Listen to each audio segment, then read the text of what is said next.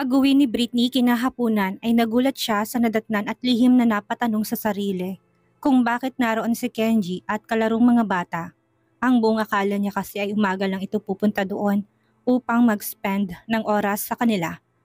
Ganun pa man, hindi niya ipinakita ditong reaksyon niya. Baka isipin ng dating asawa na pinagdadamot niyang mga bata, gayong siya na nga ang nag-e-effort na lumapit. Saglit na naghinang ang mga mata nila nang lingunin niya ito, ngunit si Britney na rin ang mabilis na nag-iwas dahil tinatraidor siya ng puso niyang. Kung pumintig ay akala mo miss na miss niya si Kenji na makita. May bahagi ng kanyang utak ang nagsasabing miss niya talaga ito, itinatanggi lang niya iyon dahil nahihiya siyang aminin yung tahasan. Hindi naman umiwas ng tingin si Kenji, natitig na titig sa mukha ng dating asawa. Kung siya ang tatanungin, wala namang nagbago sa kanya. Iyon at iyon pa rin ang mukha ng babaeng sobrang minahal niya. Pero naging gago lang siya. Hindi mapigilan ni Kenji na dumaan sa kanyang isipan na what if okay sila nito ngayon. Malamang ay sasalubungin niya na ito ng yakap ngayon. Mami! Duet na sigaw ng dalawang bata nang makita siya. Nagpapaunahang nagtakbuhan ng dalawang bata papalapit kay Britney upang yumakap pagkapasok niya pa lang ng pintuan. Ibinukas naman ni Britney ang kanyang dalawang bisig upang yakapin sila kahit na hindi na siya mapakalipa sa paninitig ni Kenji. Na ibinibigay sa kanya, aaminin niyang naiilang siya. Yung mga titig kasi nito kanina ay mga titig na hindi niya makakalimutan noong sila pa. Puno yun ng pagmamahal. Ipinilig niya ang ulo. Imposible na mahal pa siya nito. Ang tagal na panahon na. Ang dami nang nangyari sa kanilang pareho. Imposible na mahal pa rin siya ng lalaki. Kamustang maghapon niyo?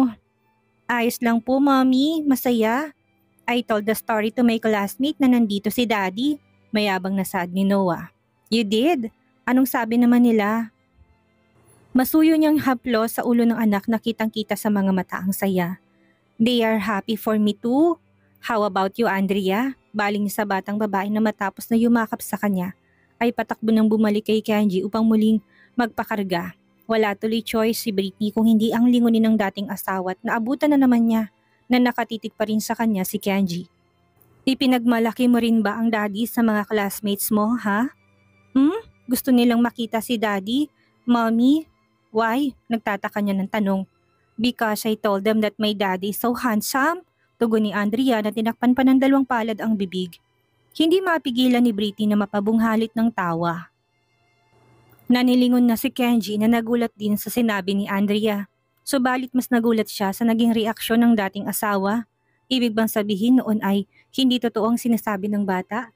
Totoong gwapo naman siya. Gwapo rin ang mga pamangkin na nagmana sa kanya. At syempre, gwapong kamukha niyang anak. Bakit ka tumatawa, Mommy? Gwapo naman talaga si Daddy. Kamukha ko nga siya eh. Salo agad ni Noah dahil alam niya kung bakit tumatawa ang ina. Ibig sabihin noon ay may nakakatawa sa sinabi ni Andrea at hindi niya yun nagustuhan. Oops, sorry. Hindi ko intensyon na matawa. Wala naman akong sinabing hindi. Huwag mong itanggi, Mommy. Palagi mo nung sinasabi na kamukha ko si Daddy kaya gwapo ako. Hindi na napigilang matawa ni Britney nang banggitin niya ni Noah. Naumid naman ang dila ni Kenji na aminin niya o hindi ay pero kinikilig ng kaunti ang puso niya. Napatanong tuloy siya kahit ba hiwalay na sila, hindi pa rin ba tumigil si Britney na sabihin ng tungkol sa kanya sa mga anak? Kung ganon ay hindi siya nito totoong kinalimutan at kinamuhian. Magbibihis lang ako ng damit, bababa rin ako kaagad. Natatarantang paglilihis ni Britney sa nabuksang usapin nila doon. Mommy, mamaya na. Tinatakasan mo lang kami eh. Gwapo si Daddy. Ikaw ang nagsabi nun. Gwapo si Daddy. Hirit pa ni Noah na mas nagpabilis pa ng hakbang ni Britney paakyat ng hagdan. Halos madapa. Loko-loko talagang mga anak niya eh. Sinundan ni Kenji ng tingin ng likod ni Britney na nagmamadali. Hindi na mapawing ngiti sa kanyang labi. Kung muli niya ba itong susuyuin, may pag-asa bang magkabati pa silang dalawa? Mabigyan nila ng buong pamilyang mga bata na ginusto nila at hindi yung napilitan lang silang dalawa dahil sa kagustuhan ng kanilang anak. Paano? Saan siya magsisimula? Natatakot siya. Baka mamaya i-reject siya nito. Baka mamaya masaya na ito sa ganoong relasyon nila. Daddy, totoo naman ang sinabi namin ni Andrea. Gwapo ka. Hawak na ni Noah ng isang kamay niya. Sa paninitig niya sa hagdan hanggang sa itaas ay hindi na niya nagawa pang mamalayan ang paglapit nito sa kanya. Totoong si Mami ang nagsabi nun. Hindi ako nagsisinungaling. Sa kakita naman sa akin, hindi ba? Gwapo ako. Malakas na rin dong natawa si Kenji na kinabig na si Noah upang kargahin na rin. Hindi na mapawing ngiti sa kanyang labi. Napagtanto niya sa mga sandaling iyon na marami mang pagbabago sa ugali ni Britney. Bati niya na ang dati niya ng mahal ay nasa katauhan pa rin ng dating asawa. Natabunan lang yon ng kung susubukan niya na palabasin baka sakali muli niyang makita o muling magpakita sa kanya ang Britney Joanna na sobra ring minahal niya. Tama na Noah, sa salitang gwapo't baka maapekto sana tayo ng mommy mo. Saway na lang niya sa anak kahit pa alam niya sa kanyang puso na sobrang proud sa kanyang mga anak. Huwag niyo nang uulitin yon ha, napapahiya ang mommy. It is supposed to be your secret with her. Hindi mo kailangan sabihin yon sa harap ng ibang tao.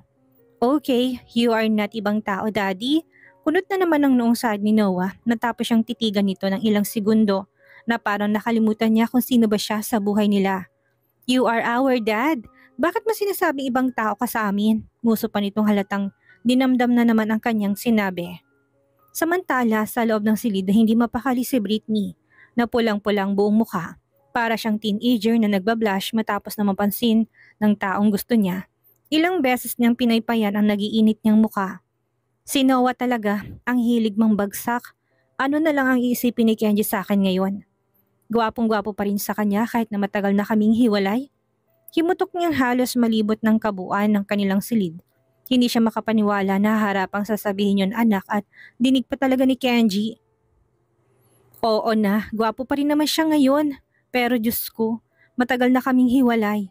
Sandali nga, ano bang pinag-aalala ko? Sigurado namang hindi maniniwala si Kenji sa pinagsasabi ni Noah. Walang ebidensya. Matapos na magpalit ng damit at kumalma ay pumanaog na rin si Britney. Malikot ang mga mata niya habang pababa ng hagdan na kunwari wala siyang ibang nakikita. Hindi siya pwedeng magtagal sa silid at baka isipin ni Kenji na apektado pa rin siya. Kailangan niyang panindigan na wala na siyang pakialam sa lahat na nangyayari ngayon sa pamilya nila at ang epekto noon sa lalaki. Dumiretso siya sa kusina at hindi pinansin ng mag-aama na naghaharutan sa sala upang i-check ang kanilang magiging hapunan. Sa kanyang pagdaan sa tapat nila ay damang-dama niya ang mainit na mga titig ni Kenji. Ngunit wala siyang lakas ng loob na salubungin yon at pansinin. Ano naman kung isipin itong dinededman niya, mabuti nang idedman niya ito at baka pabigyan iyon ng kakaibang kulay. Hindi niya ito bibigyan ng pagkakataong mag-assume. Nang makakuha naman ng pagkakataon si Manang Elsa ay marahan siya nitong hinila sa gilid upang magtanong na sa kung anong nangyayari at naroon si Kenji. Hindi mo naman nabanggit sa akin kaya gulat na gulat talaga ako sa kanya, Madam Britney. Pasensya naman ang Elsa, hindi ko rin alam na pupunta siya dito. Wala rin akong alam. Nakita ko na lang siyang nandito na. Galing daw sa Paris. May inayos sa branch doon. Naisip niya na dumaan para makita ang mga bata. Ganun ang explanation niya sa akin. Alangan namang itaboy ko siya, tumanggi ako. Tumangutango lang ang matanda. Wala naman siyang tutol, gusto lang talaga niyang makibalita kung bakit naroon ang dating amo. Masaya nga siya na sobrang saya ng mga bata dahil nakapiling ang kanilang ama. Isa pa mukha namang maayos na ngayon ng lalaki. Hindi na ito kagaya ng dati na malademonyo. Mukha naman nagbago na talaga si Mr. Barrowell, no, Madam Britney? Wala na siyang aura ng gaya ng dati. Alam mo na yon yung kung anong ibig kong sabihin. Silip pa ni Manang Elsa sa pinto upang tanawin ng mag-aama niya sa sala. Nakisilip na rin tuloy si Britney sa kanila habang marahang tumangutang ulo bilang pagsang-ayon sa sinabi sa kanya ng matanda. Alam mo ang ibig kong sabihin, hindi ba? Baka tuluyan nagbago ng siya ng kanyang sarili ugali. Sasaklap ba naman ang nangyari sa kanyang karma? Ewan ko na lang kung hindi pa siya baguhin noon. Second life niya ng buhay na meron siya ngayon eh. Tumango lang ulit si Britney bilang pagsang-ayon pa rin sa matanda. Tama nga naman si Manang Elsa.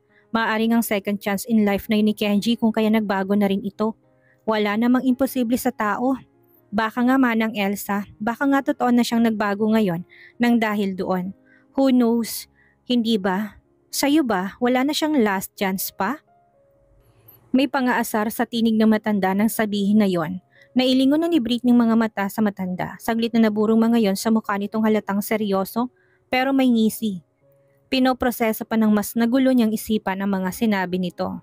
Chance? Bakit naman niya ito bibigyan ng chance? Hindi naman to humihingi ng last chance na maging maayos sila. Mga bata lang ang pinunta nito sa bansa. Hindi naman siya. Ang mga anak lang niya ang nais na makita. Manang Elsa, ang mabuti pa tawagin niyo na sila para sa early dinner natin. Nakakagutom na kasi, tugon ni Britney na hindi pinansin ng katanungan sa kanya ng matanda. Please, talikod niya na rin dito. Mahinang natawa na lang si Manang Elsa na batid na iniiwasang sagutin lang yun ng amo. Hindi na rin siya nito pinilit. Habang kumakain sila ay pinag-isipang mabuti ni Britney ang masinsin niyang pakikipag-usap mamaya kay Kenji tungkol sa mga bata. Sa bawat subo ng pagkain ay masusi niya yung pinag-iisipan.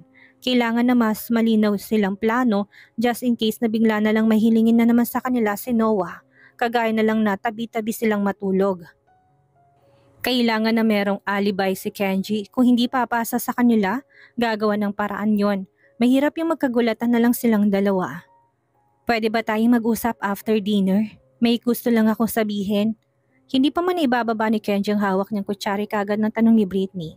Nakita niya kasing tapos na rin naman itong kumain at mukhang tutungangan na lang upang hintay na matapos ang dalawang bata ng mabagal. Ngumiti sa kanya si Kenji at kapag dakay marahang tumango matapos ng sulyapan ng mga batang napaangat ng tingin sa kanila. Binasag din kasi ni Britney ang katahimikang bumabalot sa kanilang hapag. Oo naman, sagot ni Kenji nahulaan na kung saan tungkol ang pag-uusapan nilang dalawa. Agad na namang tumayo si Kenji nang makitang tapos na rin kumain si Britney. Nilingon muli ang mga batang hindi pa tapos kumain at kapag daka ay ngumiti sa kanilang dalawa. Parang nagbibigay ng assurance na babalik siya at magiging maayos ang magiging usapan nila ng mga batang ito. Manang Elsa, Tina, pasikaso naman si Noah at Andrea. Hindi pa sila tapos kumain. Pinagkibit lang ng balikat yun ni Britney na lumabas na ng kusina. Ang bunga akala ni Kenji ay sasala lang sila ng bahay nito mag-uusap ngunit lumabas pa ito ng main door na para bang nais niya na walang makarinig sa pag-uusapan nila. Wala namang siyang imik na sumunod lang habang nakapagkit ng malagkit na tingin sa likod ni Britney. Dapit hapon na yon, ilang minuto na lang at mag-aagaw ng dilim at liwanag sa labas ng bahay. Umantong silang dalawa sa gilid ng garden ng townhouse kung saan ay bukas na kagad ang mga ilaw na nakapalibot at nagbibigay ng magandang tanawin. Nakagat na ni Kenji ang labi. Sa mga sandaling iyon na sila na lang ang magkasama, parang gusto niyang bigyan ng mahigpit na yakap si Britney upang pasalamatan ito sa pag-arugang mag-isa sa dalawang bata. Ngunit hindi niya magawa dahil parang nanigas siya sa kinatatayuan. Hindi niya yung kayang gawin at sabihin dahil sobrang nagigilty siya. Anong plano mo? Paglingon ni Britney sa kanya yun kagad ang naging tanong nito sa seryosong tono. Maliit na ngumiti si Kenji upang kalamayan ang kanyang sarili. Na wag pakita kung gaano na siya noon kinakabahan. Nagulat siya sa biglang pagtatanong ni Britney pero hindi niya yung pinahalata. Tinanggal niya sa bulsa ng suot na short ang dalawang palad na sinilid niya dito kanina at saka umayos na ng tayo. Ilang beses siyang lumunok ng laway, lalo pat nakatitig lang si Britney sa kanya. Naghihintay ng sagot niya. Bago tayo dumako ng usapan tungkol sa dalawang bata, gusto ko sanang humingi na muna ng tawad sa'yo dahil sa nangyari kagabi sa bar. Sigurado ako nahirapan ka sa aking mag-asikaso at umalalay. Natigilan si Britney baliwala ay nasa isipan ang pangyayaring yon. Hindi niya alam na bubuksan pa ni Kenji ang usaping yon. Kinalimutan na nga niya yon, tapos etong dating asawa at pilit na pinapaalala. Hindi na nga niya yun naiisip, tapos bigla nitong uungkatin. Hindi niya mapigilang maasar. Yung tipong okay na yon. Tapos na tapos ang kumag, hindi pa pala nagagawang mag-move on sa pangyayaring yon. Asar? Wala na yon. Kalimutan mo na, saka malit lang na bagay yon. Senyas pa na parang hindi na big deal at may matagal nang nangyari. Tumawa pa siya para ipakitang ayos lang sa kanyang lahat. Tinulungan lang naman kita dahil nag-aalala ko na baka mapahamak ka. Alam mo na, wala ka sa Pilipinas o kahit nga nasa Pilipinas ka, nasa ibang bansa ka kasi. Yun lang ang intensyon ko. Hindi ko naman alam ang hotel mo, kaya inuwi na lang kita dito. Hindi makatingi explanation na ni Britney doon dahil baliwala na nga lang. Sasampigain na niya itong si Kenji para makaramdam ng naiilang na siya. Hayaan mo kung bumawi, Britney. Kulang na lang ay mahulog ang pangadoon ni Britney. Saan to babawi sa kanya? Bakit pa? Napansin naman ni Kenji ang pagkagulantang ng dating asawa kung kaya naman tinama niyang nais niyang sabihin. Kasi paniguradong na misunderstood niyang nais niyang sabihin sa salitang babawi sa dating asawa. Alam ko namang nagtungo ka kagabi doon sa bar para uminom. Mag-relax at hindi para mag-alaga sa akin na lasing. Sigurado akong hindi mo na-enjoy ang gabi. Ang ibig ko sabihin na babawi ako ay doon. Hayaan mong i-treat kita ng inumin sa bar bago ko bumalik ng Pilipinas. Hindi na makapagsalita si Britney na parang nagkabuhol-buhol ng dila. Sobrang kalmado ng boses ng dati niyang asawa na parang nakikipag-usap sa mga bata. Hindi niya tuloy mapigilan na maalala ng timbre ang boses nito'y kagaya noong mga panahong nililigawan pa lang siya. Kalmado, walang bahid na anumang galit sa kanya o sa kapatid niya. Nakakapanghina rin ito ng mga tuhod at sobrang nakakapagpabilis naman ng traidor na tibok ng kanyang puso. Hindi na kailangan yon, Kenji. Ayos lang talaga sa akin na. Please, Britney, let me do that to you. Hindi pa naman ngayon eh. Ilang araw pa. Ikaw nang pumili kung saang bar mo gusto. Sagot ko, hindi rin naman tayo maglalasing. Tamang inom lang, sakto lang. Gusto pa sanang tumanggi ni Britney pero tumututo lang puso niya. Gusto nitong suggestion na yun ni Kenji na alam niya naman ang totoong dahilan. Matagal na rin noong huli siyang nag-bar at nag-enjoy. Sa Pilipinas pa ngayon kung saan ay kinagalit ng dati niyang nobyong si Maki. Umasim ang itsura niya at bahagyang natawa nang maisip ang lalaki. Galit na galit sa kanya. Siya naman pala yung may ginagawang kabalbalan sa kanilang dalawa. Marahang pinilig ni Britney ang ulo upang itaboy at huwag na itong isipin pa. Okay na siya at lalagyan na rin daw umano ang lalaki sa tahimik. Hindi na dapat siya nag-iisip ng masama. Okay, sige, sabi mo eh. Grasya na yan. Alangan namang tanggihan ko pa. Sige, deal. Mag-bar tayo. Lihim na natuwa si Kenji nang marinig ang pagpayag doon ng dati niyang asawa. Malayo pa man ay excited na siya sa bar hopping nila na alam niyang pareho silang mag-e-enjoy. Hindi na rin mapigilan ni Britney ang sarili na maging excited sa gabing iyon. Naisip na nga niya kung anong damit na susuotin niya. Bibili ba siya o mamimili na lang sa wardrobe niya? Hindi siya makapag-decide para siyang dinala noon sa panahong unang beses nilang lumabas. Nang lalaki na ang naging ending noon ay tinawagan siya ng among si Renz para lang maiutos sa kanya sa kalagitnaan ng gabi. Hindi niya makalimutan yon dahil sobrang saya niya. In love na kasi siya ng mga panahong iyon kay Kenji at ganoon din ang lalaki sa kanya. Thanks Britney sa pagpayag mo. Ayos lang. Bahagya pa silang nagkailangang dalawa dahil parehong nilalaman ng naiisip niya. Yung nakaraan nila, tila ba parehong hindi na alam kung ano pang isusunod na topic sa naging usapan nila. Hindi naman talaga yun ang tunay na pakay pero yun pa ang unang napagkasunduan nilang gawin sa simula ng usap na sinasabi ni Britney na patungkol sa mga bata. So paano? Napalingon na si Kenji sa kanya. Nagtatanong ang mga mata sa ibig sabihin ng salitang yon. I mean, ano ang plano natin sa dalawang makulit na mga bata habang narito ka? Alam mo naman na pipilitin ka nila sa bagay na ayaw mo. Si Noah pa ba? Kung kay Andrea makakalusot ka pa, kay Noah hindi. Napakamot na si Kenji sa kanyang batok. Oo nga, daig pa na kung sino matanda kung makapagtanong. Pala desisyon din ng bata pa. Alam na alam mo kung kanino siya nagmana ng ugaling yan, Kenji. Tawa ng mahina na ni Britney. Tumawa na rin si Kenji na aminadong marahil sa kanya nagmanang kanilang anak. Saglit na naman silang nagkatitigan at kapag dakay parehong nag-iwas ng mga mata sa mukha ng bawat isa. Ayaw mo ba talagang dito ka tumuloy sa penthouse, Kenji? Muling bukas ni Britney sa ideyang naisip niya. Available ang silid na ginamit mo, nakatabi lang namin, you can use that room. Payag din naman akong tumabi ka sa mga batang matulog. Kaso hindi sila sanay sa ibang room, ako na lang sigurong lilipat. Hindi na Britney, maagap na pigil ni Kenji. Nangunot ng ulo doon ni Britney, hindi na maintindihan ang ibig sabihin ng dating asawa gayong ito na nga ang ginagawa niya ng pabor. I mean, aagahan ko na lang na pumunta dito para makasama ako sa breakfast. Sa dinner naman sasalo din ako sa inyong mag-iina. Yun ang hiling sa akin ni Noah. Kapag tulog na sila, saka ako aalis para umuwi sa hotel. Ganun na lang Britney. Tinaasan siya ng isang kilay ni Britney. Wala naman sa kanya kung yun ang desisyon ni Kenji eh. Nagsuggest lang naman siya ng mas madali. Alangan namang pilitin niya itong yun ang gawin. Siyempre hindi. Okay, suggestion ko lang naman para mas marami ka sanang oras sa kanila. May time ka pa na makatabi sila sa pagtulog, total. Saglit lang naman ang bakasyon mo dito. Yung bonding nyo lang ang inaalala ko. Salamat, huwag ka na magabala. Ako nang bahalang gumawa ng paraan para sa mga bata. Dalawang magkakasunod na araw na nagawa ni Kenji ng maayos ang kanyang plano. Ngunit pumalpak yun sa pangatlo. Late na kasi siyang nagising at tapos ng breakfast nila mag-iina nang sapitin niyang townhouse. Sa pagtatampo ni Noah, hindi siya nito pinapansin kahit na kinakausap siya ng ama. Panay ang iwas nito kung kaya naman mas na-guilty pa si Kenji sa kanyang ginawa. Hindi niya yung sinasadya, ngunit kakaibang utak ng anak niya. Sabi mo sa akin hindi ka na mag-work? Bakit late ka ngayon? Ibig sabihin inuna mo pa rin ang work mo, Daddy. Tahasang akusasyon nito na hindi pa rin magawang tingnan ng kanyang ama. Baka sa mukha niyang pagtatampo. Noah, ngayon lang naman ako na late. Pangako is dapat na pangako, Daddy. Putol ng bata sa kanya na mas lalo pa yatang sumama ang loob kay Kenji. Tahimik lang silang pinapakinggan ni Britney na nagre-ready na umalis para sa kanyang klase.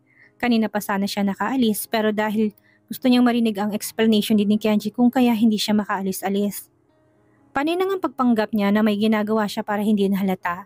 Nakita niya na makailang beses na hinanap ni Kenji ang mga mata niya pero hindi niya to pinansin at binigyan ng pagkakataon upang tulungang magpaliwanag upang kumbinsihing maniwala ang kanilang anak.